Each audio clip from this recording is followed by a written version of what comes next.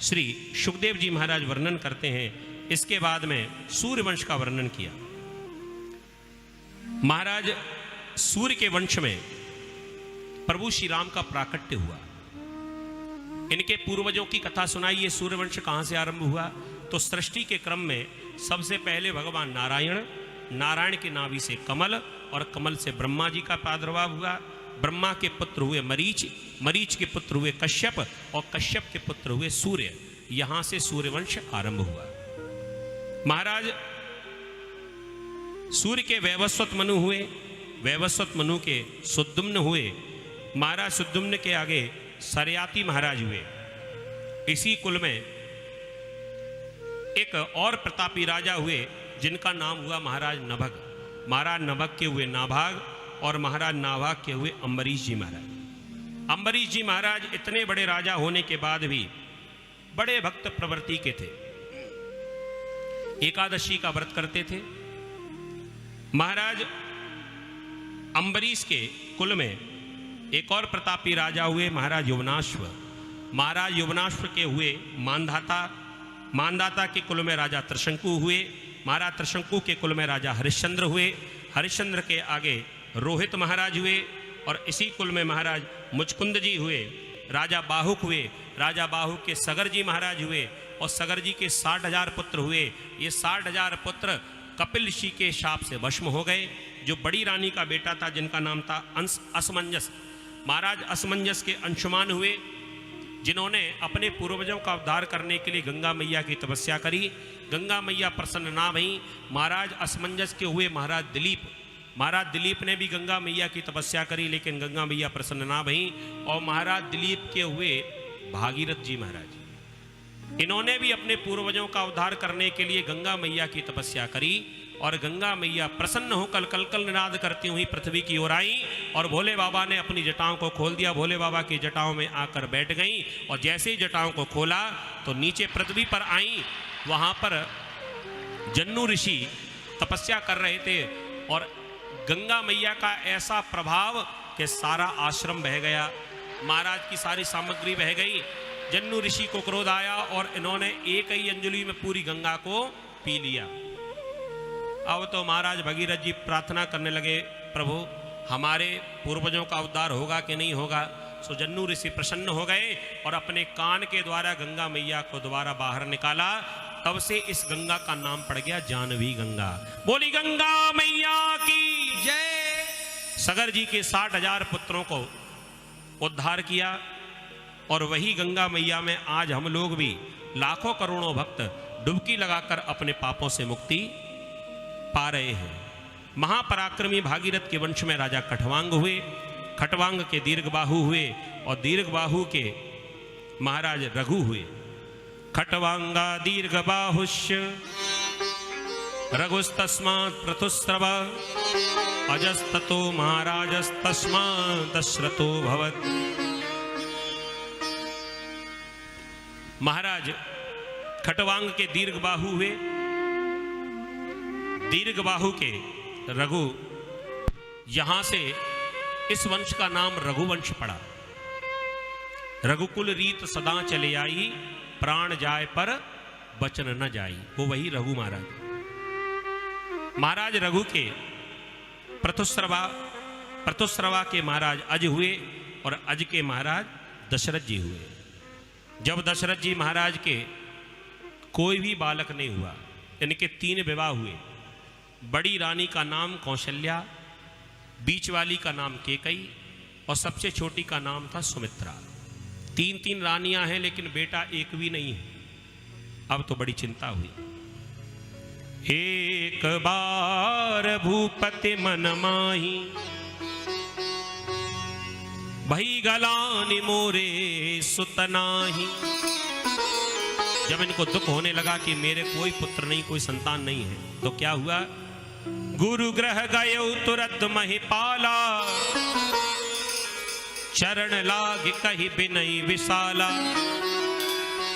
निज दुख सुख सब गुरु ही सुनायो कही वशिष्ठ बहुविधि समुझायो। धाराहु दीर हुई है सुत चारी त्रिभुवन विदित भगत भयहारी। हरौ धीर, चिंता मत करो, तुम्हारे यहां तो 4-4 बेटा होंगे। कह दिया कब होंगे महाराज, ये तो बताइए।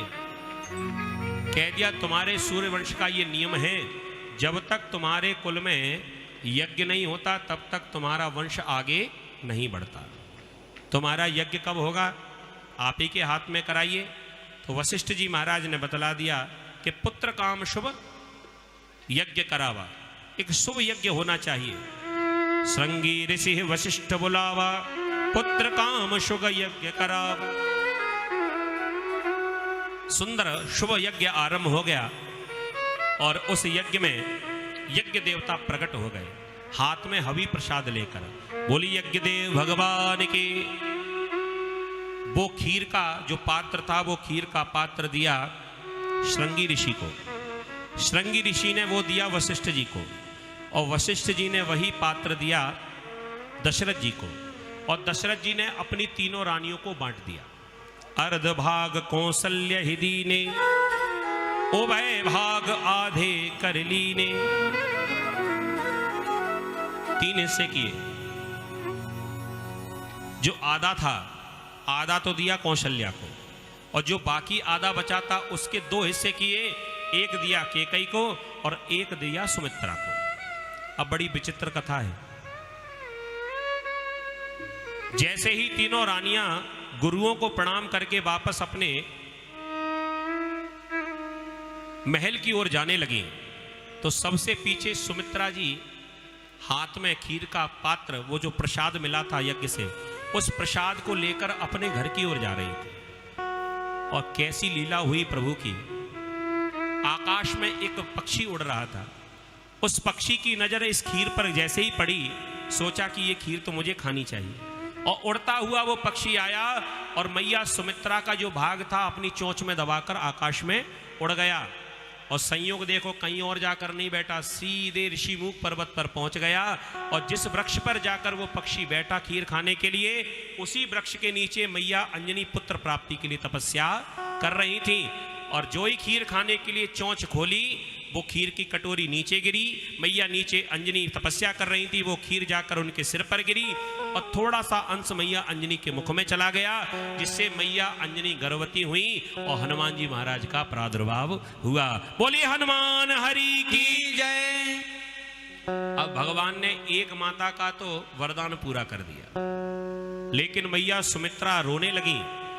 मैया कौशल्या ने कहा चिंता मत करो, इसका मतलब हमारे पास पहले से ज्यादा था, तो हमारे में से आधा भाग तुम ले लो। आधा भाग मैया कौशल्या ने दिया, और मैया केकई ने थोड़ा सा और उसमें